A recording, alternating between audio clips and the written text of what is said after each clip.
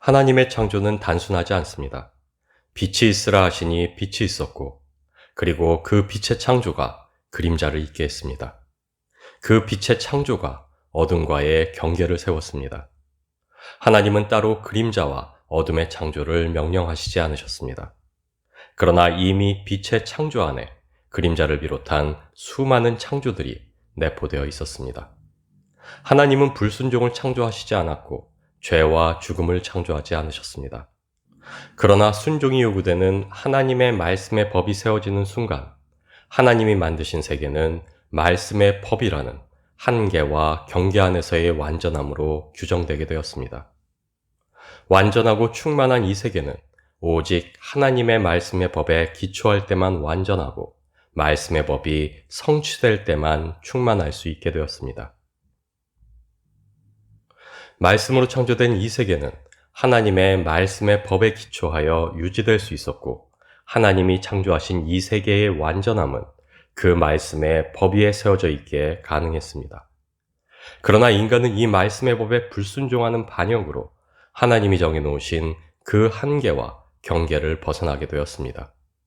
인간은 필연적으로 의에서 죄로, 완전에서 불완전으로, 생명에서 죽음으로 나아갈 수밖에 없었습니다.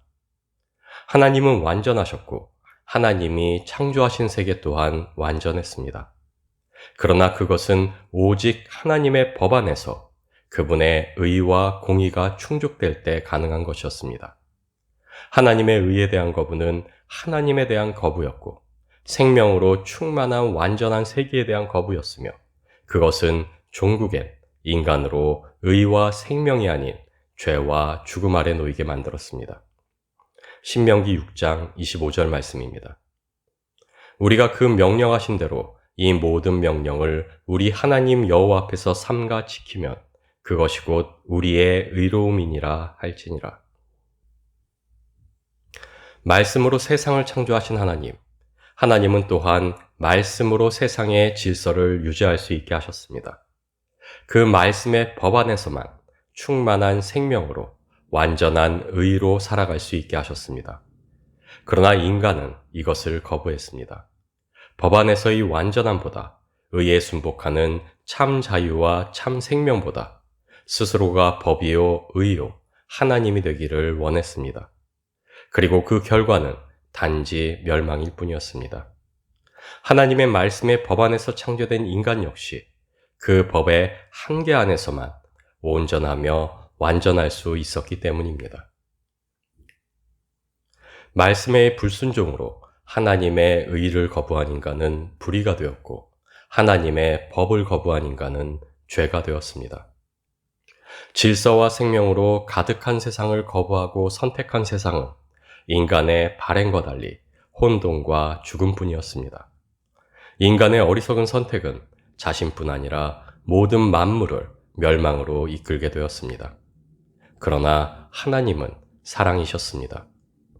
창조의 완전함을 벗어난 세상을 위해, 불의로 죄 아래 놓인 세상을 위해, 죽음으로 멸망에 이르게 된 세상을 위해 하나님의 말씀이 죄와 죽음밖에 남지 않은 세상에 육신이 되어 오셨습니다. 그리고 인간의 죄를 모두 짊어지시고 그 싹신 죽음을 친히 담당하심으로 죄를 폐지하셨고 부활하심으로 죽음을 소멸하셨습니다. 온전한 순종으로 하나님의 의를 성취하시고 세상의 법과 질서를 새롭게 하셨습니다. 우리 주님으로 인해 죄로 뒤틀린 세상에 다시 한번 완전한 하나님의 나라가 임하게 되었고 우리를 완전한 그분의 나라로 다시 부르셨습니다. 시편 89편 14절 말씀입니다. 의와 공의가 주의 보좌의 기초라. 인자함과 진실함이 주를 앞서 행하나이다. 의의 성취, 곧 하나님의 말씀의 법이 지켜져 굳건할 때 하나님의 나라는 그 완전함으로 설 수 있게 됩니다. 하나님의 의와 공의가 하나님 보좌의 기초이듯 하나님 나라의 기초 또한 하나님의 의와 공의이기 때문입니다. 그리고 하나님의 의는 언제나 그 말씀의 순종으로 성취됩니다. 선악을 알게 하는 나무의 실과는 먹지 말라.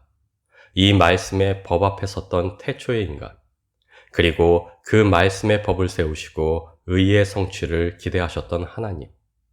그러나 태초의 인류는 실패했고 세상을 죄와 죽음으로 몰아넣었습니다. 그러나 우리 주님은 죽기까지 순종하심으로 하나님의 의를 이루셨고 세상을 의와 생명으로 인도하셨습니다. 그래서 우리는 우리 주님의 공로로 죄가 아닌 의가 되었습니다. 죽음이 아닌 생명이 되었습니다. 우리는 믿음으로 우리 주님 안에 거하며 완전한 그분의 나라를 소유하게 되었습니다. 그리고 새롭게 하신 그 나라를 살게 하시기 위해 오직 믿음으로 그 완전한 의와 온전한 질서 안에 거할 수 있게 하시기 위해 새로운 말씀의 법을 우리 앞에 두셨습니다. 새로운 계명을 우리에게 주셨습니다. 내가 너희를 사랑한 것 같이 너희도 서로 사랑하라.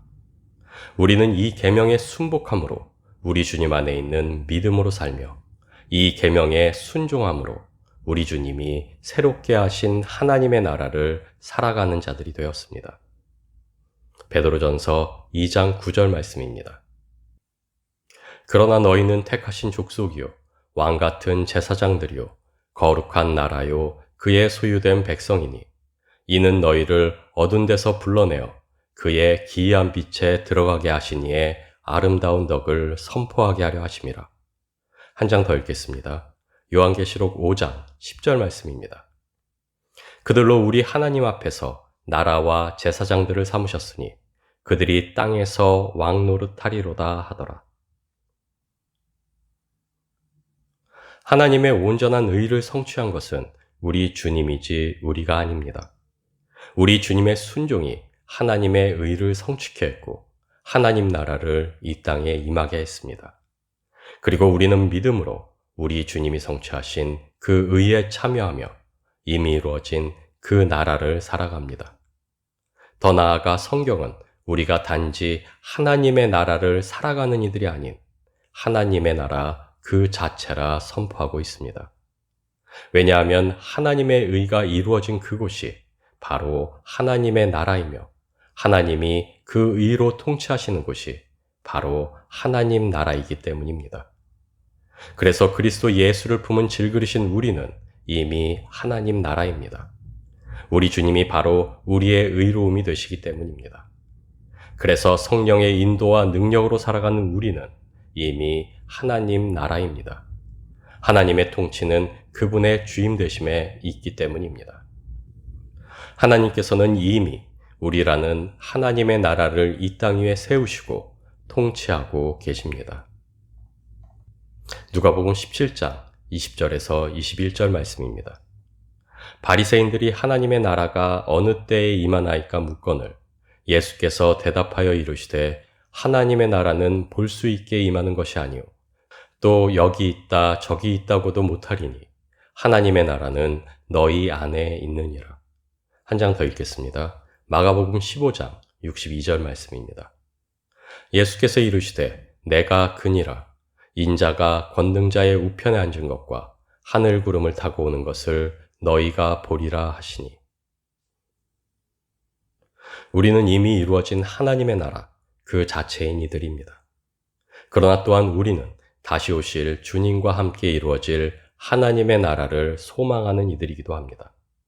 이미 이루어진 하나님의 나라, 그러나 아직은 임하지 않은 하나님의 나라. 우리는 이 긴장 속에서 이미 하나님의 나라로서 살아가며 또한 아직 오지 않은 하나님 나라를 소망하며 살아갑니다.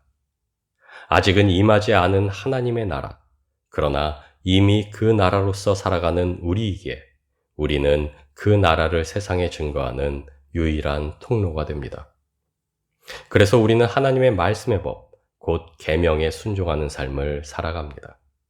왜냐하면 하나님의 나라는 오직 그분의 말씀의 법으로 통치되는 나라이기 때문입니다. 말씀의 법에 기초하여 그 말씀의 법이 성취될 때 하나님의 의로 통치되는 나라가 바로 하나님 나라이기 때문입니다. 그래서 우리는 순종함으로 하나님의 나라로서 온전히 서며 그 안에서 그분의 의와 생명을 누리게 됩니다. 우리가 그분의 말씀에 순종할 때 그 나라는 완전함과 충만함으로 우리 안에 이루어집니다. 우리가 하나님의 의 가운데 살 때 우리 주님으로 말미암아 임한 그 나라는 우리를 통해 세상에 증거되게 됩니다. 그리고 세상 중에 그분의 나라가 편만하게 전파될 때 우리 주님과 그분의 나라가 오게 됩니다.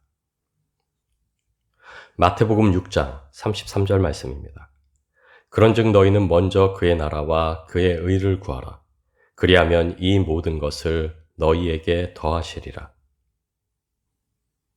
우리는 그분의 나라를 구하는 이들이 아닙니다. 왜냐하면 우리는 이미 그분의 나라인 이들이기 때문입니다. 우리는 그의 의를 구하는 이들이 아닙니다. 왜냐하면 우리는 이미 그분의 의로 충만하며 그 의의 통치 가운데 살아가는 이들이기 때문입니다. 그러나 하나님은 우리에게 그분의 나라와 그분의 의를 구할 것을 명령하고 계십니다. 왜냐하면 우리가 구해야만 하는 그 나라와 그 의는 이미 우리 안에 이루어진 나라와 의가 아닌 아직은 이루어지지 않은 그 나라와 그 의이기 때문입니다. 그래서 주님은 우리가 나라가 임하시오며 라고 기도하도록 가르치셨습니다. 우리는 아직은 이루어지지 않은 그러나 곧 임할 그분의 나라와 그분의 의를 선포하는 이들이요. 그의 나라가 속히 오기를 그리고 그의 의가 온전히 이루어지기를 소망하며 기도해야 하는 이들이기 때문입니다. 그래서 우리는 이미 이루어진 그의 나라와 그의 의를 품고 다시 오실 우리 주님을 믿음 중에 바라며 아직은 임하지 않은 그분의 나라를 위해 기도합니다. 우리는 우리 주님의 다시 오심을 믿으며 그분의 나라가 임하기를 소망하며 기도해야만 하는 이들입니다. 그러나 우리 주님이 다시 오시기 전까지 우리가 바로 하나님의 나라입니다. 세상이 보고 듣고 말할 수 있는 온전한 그분의 나라입니다. 세상은 우리로 하나님이 통치하시는 그 나라를 보며 우리로 하나님의 의와 생명에 대해 들으며 우리로 그 증거를 삼기 때문입니다. 하나님의 나라는 말씀의 법으로 통치되는 나라입니다.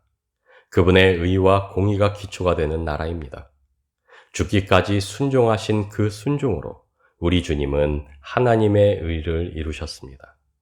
그리고 우리 주님이 성취하신 그 의가 하나님 나라를 임하게 하였습니다. 그래서 믿음으로 우리 주님의 의를 나누는 우리는 그리스도 예수 안에서 온전한 하나님 나라가 됩니다. 우리는 세상 중에 이미 임한 그분의 나라입니다. 그리고 그분의 나라는 말씀의 법이 성취되어 그분의 의로 통치될 때 온전하고 완전합니다.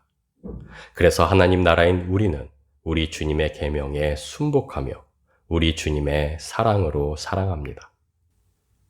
하나님이 새롭게 하신 말씀의 법, 우리 주님의 새 계명에 순종하는 온전한 하나님 나라로 그 나라를 세상에 드러내며 선포하며 증거합니다. 그리고 계명의 순종으로 하나님의 의를 이루신 우리 주님을 따라가며 하나님의 말씀이신 주님 안에 거하고 우리 주님을 닮아갑니다.